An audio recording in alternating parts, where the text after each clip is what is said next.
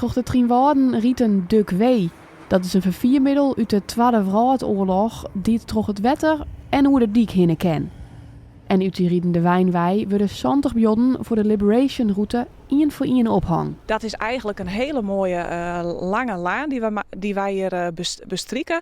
Met platen, met daarop de afbeeldingen van de veteranen die het Friesland bevrijd hebben. Op deze manier kun je eigenlijk het verhaal vertellen en krijgen de bevrijders van Friesland ook letterlijk een gezicht. Ik vind het gewoon heel mooi om op deze manier deze belangrijke man, want het wie natuurlijk heiten, het wie een zwam van meesken, die haar wel hier speciaal voor us had die west. En op deze manier wordt dat gewoon heel bot duidelijk. Voor Friesland is dit wat unieks.